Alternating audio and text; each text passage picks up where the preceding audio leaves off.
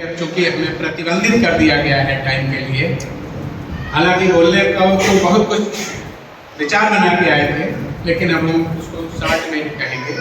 थोड़ा सा बोलेंगे मीडिया पे और थोड़ा सा बोलेंगे कॉन्स्टिट्यूशन पे। तो सबसे पहले हम बोलना चाहेंगे कि ये जो सोसाइटी है, चूंकि अभी हमें कहा गया है कि सोसाइटी को कैसे प्रमोट करें, तो हम थोड़ा इसका कॉन्स्टिट्यूशनल जो संवैधानिक व्यू है उसको क्रिएट करना चाहेंगे। देखिए, बाबा साहब ने, आप लोगों ने, अगर आप सब लोग अम्बेडकरवादी हैं, और हमें उम्मीद है कि संभवतः सभी लोग अम्बेडकरवादी होंगे, सच है ना? सच है ना? अगर ये सच है तो हम एक सवाल पूछना चाहेंगे कि क्या इस देश को हिंदुस्तान कहना कॉन्स्टिट्यूशनल है और नॉट?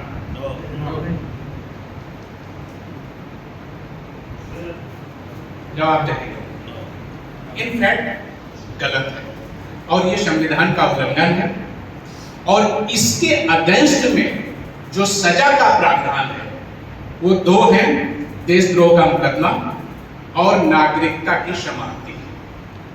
क्लियर करना चाहूंगा एक छोटा सा पॉइंट संवैधानिक व्यू को लेकर, उसके बाद हम 2 मिनट मीडिया पर बोलेंगे, बस ज्यादा टाइम नहीं लेंगे। देखिए, अगर मैं अम्बेडकरवादी हूं और आप अम्बेडकरवादी हैं तो 100% आप संविधानवादी होंगे, और नहीं है तो होना चाहिए। ऐसे होना चाहिए कि इस संविधान को, जिससे ये भारत देश चल रहा है, इस संविधान की जब हम प्रस्तावना को पढ़ेंगे, तो जब हम नीचे जाएंगे, नीचे की लाइनों में, तो वहां पे लिखा हुआ है फला फला तारीख को इस संविधान को अंगीकृत, अधिनियमित और आत्मार्पित किया है।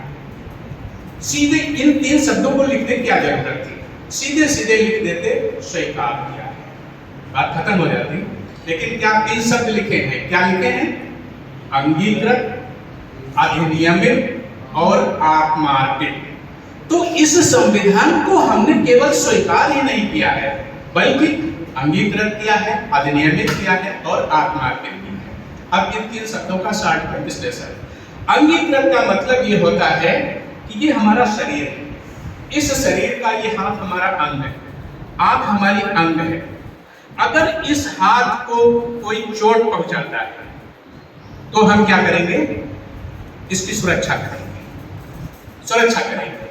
तो संविधान को हमने क्या किया है? अंगीकृत किया है, अपने शरीर का अंग बनाया है। अगर इसको कोई चोट करता है तो हम क्या करेंगे? उसका संरक्षण करेंगे। कैसे?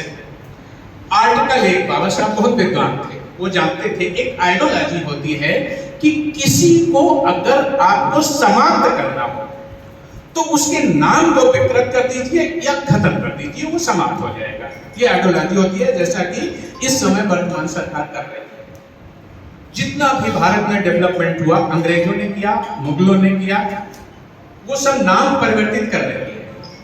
तो एक आइडियोलॉजी, इसीलिए बाबा साहब ने क्या किया? संविधान के अनुच्छेद 1 में ही सीधे कह दिया कि इस देश का नाम भारत होगा, जिसको हम अंग्रेजी में इंडिया कहेंगे। लेकिन अफसोस कि हमारे ही लोग इसको हिंदुस्तान कहते हैं, और ऑन द रिकॉर्ड हिंदुस्तान नाम का कोई देश, प्रदेश, द्वीप, महाद्वीप, जिला, गांव पूरे विश्व के नक्शे में कहीं नहीं है। अगर हो तो कोई बताए। तो क्या है? अंगीकृत किया है, इसलिए हम इस देश को हिंदुस्तान कहकर क्या कर रहे हैं? संविधान का उल्लंघन। और संविधान का उल्लंघन है तो किसका उल्लंघन? बाबा साहब का उल्लंघन। क्या हम 76 सालों में इस चीज को समझ पाए? नहीं समझ पाए। अब देखिए, इसके अगेंस्ट में बाबा साहब ने प्राविधान किया है। जैसे संविधान कहता है इस देश का नाम भारत होगा, हमने कहा नहीं, हम तो आर्यावर्त कहेंगे, हम तो हिंदुस्तान कहेंगे। तो इसके लिए प्राविधान किया गया है, इसके लिए प्राविधान किया गया है राष्ट्रीय गौरव अपमान निवारण अधिनियम 1971 के अंतर्गत हम पे FIR होगी और देशद्रोह का मुकदमा लगेगा। On the record point. दूसरा, नागरिकता अधिनियम 1955 की धारा 10 ए और बी और धारा 15 के अंतर्गत नागरिकता को समाप्त कर दिया जाएगा। अब अफसोस ये है, सवाल ये उठता है कि क्या हम पिछले 75 सालों में इसका विरोध कर पाए? सरासर ये उल्लंघन है, हम नहीं कर पाए। क्यों नहीं कर पाए? क्योंकि हम इस बात को जानते ही नहीं है, हमने संविधान को पढ़ा ही नहीं है। एक और दूसरी बात, आर्टिकल 393 देखिएगा खोल के, उसमें केवल एक लाइन दी हुई है। क्या लिखा है कि इस देश के संविधान की पुस्तक का नाम, संविधान का नाम भारत का संविधान होगा, constitution of India, but not Indian constitution.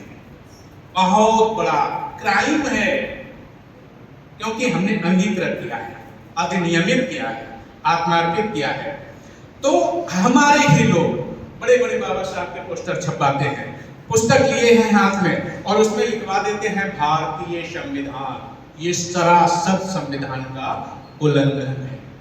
किसी भी देश का, चाइनीज संविधान नहीं है, अमेरिकन संविधान नहीं है, चाइना का संविधान, अमेरिका का संविधान, ब्रिटेन का संविधान, उसी तरीके से भारत का संविधान।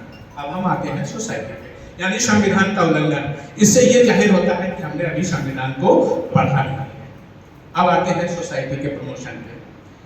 देखिए, बाबा साहब ने कहा था पे बैक टू सोसाइटी, सुना होगा। अब what is the means of पे बैक टू सोसाइटी? सोसाइटी का मतलब ये है समाज। देखिए, हमारे जो शासन प्रशासन में लोग गए हैं, जो इलेक्टेड और सिलेक्टेड लोग हैं, उनको अधिकार कहां से मिला? संविधान से। किन आर्टिकल से मिला? आर्टिकल 15(4), 16(4), 330, 332 और 173 डी और डी। तो देखिए, है क्या कि आप अगर एम्प्लॉई हो गए, आप डीएम हो गए, आप विधायक हो गए, तो रिजर्वेशन सीट से, वो सीट किसके नाम से थी? वो सीट किसके नाम से थी? पर्टिकुलर किसी के नाम से नहीं थी, वो थी अनुसूचित जाति के नाम से। आप अगर डीएम बने हैं, सिलेक्शन हुआ है, तो वो वैकेंसी किसके नाम से थी? वो रिजर्वेशन किसके नाम था? आपके नाम से नहीं था। एक पोस्ट डीएम राजकुमार, वो थी वैकेंसी अनुसूचित जाति के नाम से। और अनुसूचित जाति क्या है? ये एक सोसाइटी है, ये एक सोसाइटी है। तो आपका जीवन जो गरिमापूर्ण बना, आप जो सिलेक्टेड हुए, इलेक्टेड हुए, आपके हाथ पे घड़ी आ गई, कार आ गई, बंगला बन गया, तो ये जो गरिमापूर्ण जीवन बना है, ये कहां से बना? कहां से बना? पूछना चाहिए। ये समाज से बना। और किसके प्रभाव से बना? संविधान के प्रभाव से बना, संविधान के पावर से बना। तो अब बाबा साहब यहीं पर कहते हैं कि पे बैक टू सोसाइटी, मतलब हमारा जीवन जो गरिमापूर्ण बना है, ये सोसाइटी और संविधान से बना है। तो अब हमारी जिम्मेदारी ये बनती है कि हम पे बैक टू करें। अब देखिए, करना क्या है?